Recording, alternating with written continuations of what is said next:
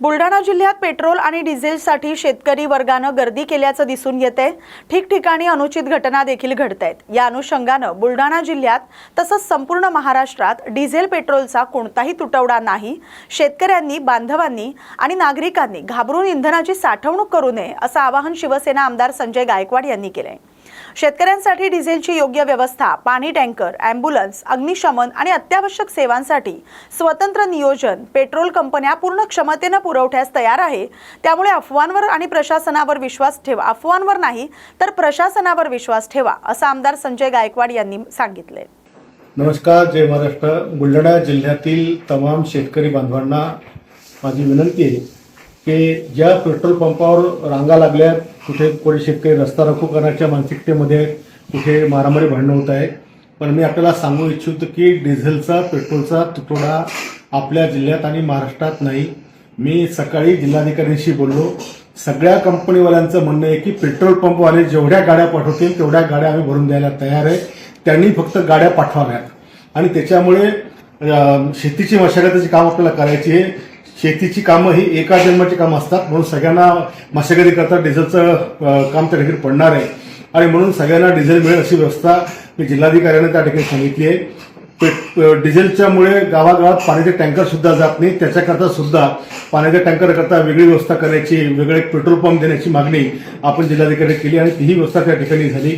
केवळ नगरपालिका क्षेत्रामध्ये अत्यावश्यक सेवा पुरवणाऱ्या नगरपालिका घंटा गाड्या असतील, बाकी सफाईचे वाहन असतील, त्यांच्या सुद्धा वेगळ्या डिझेलची व्यवस्था करण्यात आली। त्याच्यामुळे कोणीही असं काही घाई समजू नका किंवा स्टोर करायचा प्रयत्न करू नका की आपल्याला पुढे डिझेल भेटणारच नाही। आजच सकाळी जिल्हाधिकाऱ्यांची चर्चा झालेली आहे आणि म्हणून खास करून आम्ही आपल्याला विनंती करतो, पेट्रोल पंप मालकांना सुद्धा विनंती की तुम्ही जेवढ्या गाड्या पाठवसाल तेवढ्या गाड्या कंपनीवाले तुम्हाला भरून द्यायला तयार आहेत। आपण फक्त गाड्या पाठवण्याची व्यवस्था करा किंवा त्यांच्याकडनं पैसे भरून गाड्या मागून। काशीद बीच इथं समुद्रात बुडणाऱ्या पुण्यातील 20 वर्षीय तरुणीला पोलीस आणि आपत्ती व्यवस्थापन पथकाच्या तत्परतेमुळे सुखरूप वाचवण्यात यश आले। पर्यटनासाठी आलेली सिद्धी साबळे ही तरुणी पाण्याचा अंदाज न आल्यानं खोल समुद्रात ओढली गेली। ही घटना लक्षात येताच कर्तव्यावर असलेल्या प्रवीण रोटकर आणि जितेंद्र माने यांनी तात्काळ मदत कार्य सुरू केलं। रायगड जिल्हा आपत्ती व्यवस्थापन प्राधिकरण यांच्या रोबोटिक बोयो या आधुनिक रिमोट ऑपरेटर या वॉटरक्राफ्टच्या सहाय्यानं बचाव मोहीम राबवत तरुणीला सुरक्षित बाहेर काढण्यात आलं। या यशस्वी कारवाईमुळे किनारपट्टीवरील सुरक्षिततेबाबत आधुनिक तंत्रज्ञानाची उपयुक्तता पुन्हा एकदा अधोरेखित झाली। विधान परिषदेच्या निवडणुकीच्या पार्श्वभूमीवर मुंबई इथं महायुतीची बैठक पार पडली। मात्र या बैठकीत अद्याप कोणताही अंतिम निर्णय झालेला नसल्याची माहिती आमदार प्रताप पाटील चिखलीकर यांनी पत्रकारांशी बोलताना दिली। नांदेड विधान परिषदेची जागा राष्ट्रवादी काँग्रेसकडे सोडवण्यासाठी आम्ही प्रयत्न करत आहोत असं त्यांनी स्पष्ट केलंय। भाजपकडे संख्याबळ जास्त असलं तरी महायुती म्हणून सर्व पक्षांची मदत महत्त्वाची असल्याचं त्यांनी सांगितलंय। कुठे ते 1 क्रमांकावर असतील तर आम्ही देखील कुठेतरी 1 क्रमांकावर आहोत। अद्याप कोणतीही जागा कुणालाही निश्चित झालेली नाही असं चिखलीकर म्हणाले।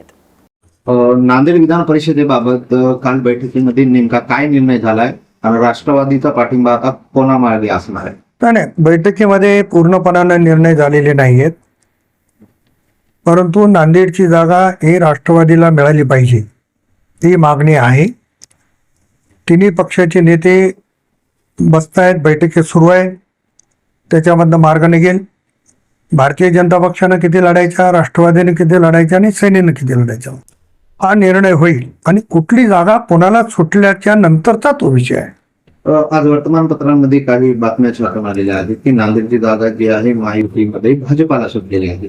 नेमकं काय खरी परिस्थिती? नाही, आणखी कुठली जागा कोणाला सुटलेली नाही हे तुम्हाला पण ताबडतोब कळतंय, परंतु संख्याबळ त्यांचं जास्त आहे आणि संख्याबळाच्या जोरावर जर ते मागत असतील तर कुठं ना कुठंतरी महायुतीच्या लोकांची एकमेकाला मदत लागणारच आहे। आज आमचं नांदेडमध्ये आम्ही 2ऱ्या क्रमांकावर असू तर कुठेतरी एका क्रमांकावर असणारच ना, तर तिथे त्यांना गरज आहे। हे समीकरण महायुतीचं होईल, त्याच्यावर निर्णय होईल। पुण्यातही तसा तेढ निर्माण झाला आहे, पुण्यातही राष्ट्रवादी जागा मागतीये। काल बैठकीत नेमकी काय चर्चा? बैठकीमध्ये मला काही नेमकी चर्चा माहिती नाही, मी काय बैठकीला नव्हतो, परंतु समन्वयाच्या भूमिकेतून सर्व जागा महायुतीने लढाव्यात आणि मग त्याच्यासाठीचं सूत्र ठरेल आणि मला वाटतं 1-2 दिवसात त्याचा निर्णय होईल. उंबरठ्याच्या जागेवर तुम्ही अजूनही ठाम आहेत की राष्ट्रवादीलाच जागा हवी? काय बा, कार्यकर्ता मी राष्ट्रवादीचा आहे. माझ्या पक्षाला जागा मिळाली पाहिजे ही भूमिका माझी आहे. शेवटी नेतृत्वाचा निर्णय आहे. माननीय मुख्यमंत्री उपमुख्यमंत्री जो निर्णय घेतील तो आम्हाला मान्य करावा लागतो. काल संजय शिरसाट असं म्हणाले की अनेक राष्ट्रवादीचे जे पदाधिकारी आहेत, आमदार आहेत, ते त्यांच्या संपर्कात आहेत. संजय शिरसाटांनी त्यांच्या पक्षाचं पाहावं. इतर पक्षामध्ये झोपण्याचा अधिकार त्यांना किती आहे मला माहिती नाही. महायुती म्हणून आम्ही काम करत असताना आमच्याही संपर्कात शिवसेनेचे कार्यकर्ते आहेत, शिवसेनेचे पदाधिकारी आहेत. पण आम्ही महायुतीचा धर्म पाळतो. शिवसेना फोडून राष्ट्रवादी वाढवावी या मताचे आम्ही नाही. त्याच्यामुळे महायुतीचा धर्म त्यांनी पाळला पाहिजे किंवा त्यांच्या संपर्कात कोण आहे ते जाहीर केलं पाहिजे. विनाकारण एक संभ्रम निर्माण करणे, कार्यकर्त्यांच्या मनामध्ये काहीतरी वेगळं वातावरण निर्माण करणे हे संजय शिरसाटाला शोभणारं नाही आहे.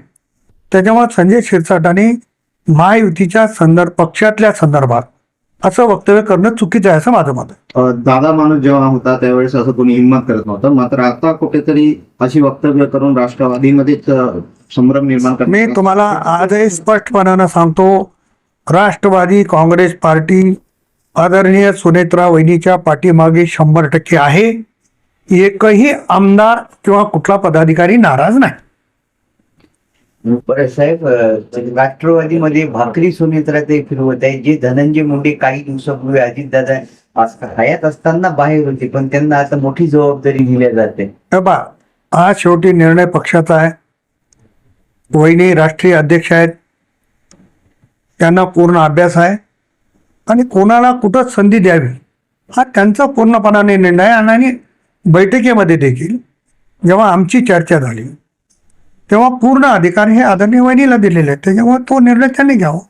बरं साहेब, विलिनीकरणाचं काय ठरलेलं आहे? विलिनीकरणाच्या संदर्भात दोन्ही पक्षाच्या प्रमुखांनी म्हणजे पवारसाहेबांच्या आणि आमच्या दोन्ही पक्षाच्या प्रमुखांनी सांगितलं की विलिनीकरणाचा विषय बंद आहे. आणि मला असं वाटतं की आता विलिनीकरणाचा विषय पूर्णपणानं बंद झालेला आहे. सिंदेवाही तालुक्यातील गुंजेवाही जंगल परिसरात तेंदूपत्ता संकलनासाठी गेलेल्या 4 महिलांवर वाघानं हल्ला करून त्यांचा मृत्यू झालेला आहे. या घटनेनंतर परिसरात भीती आणि संतापाचं वातावरण निर्माण झाले. घटनेची माहिती मिळताच वन विभाग आणि पोलीस प्रशासनानं घटनास्थळी धाव घेतली. स्थानिक गावकऱ्यांनी काही वेळ मृतदेह ताब्यात घेण्यास विरोध केला, मात्र प्रशासनानं चर्चा करून परिस्थिती नियंत्रणात आणली. त्यानंतर मृतदेह नातेवाईकांच्या ताब्यात देण्यात आले. वन विभागाकडून मृतांच्या कुटुंबियांना मदत आणि मागण्यांवर सकारात्मक विचार करण्याचं आश्वासन देण्यात आलंय. गावकऱ्यांनी वाघाचा बंदोबस्त करावा, शासकीय नोकरी आणि सुरक्षा व्यवस्था वाढवण्याच्या मागण्या केल्या गेल्यात. प्रशासनानं त्यावर कारवाईचे संकेत दिलेत.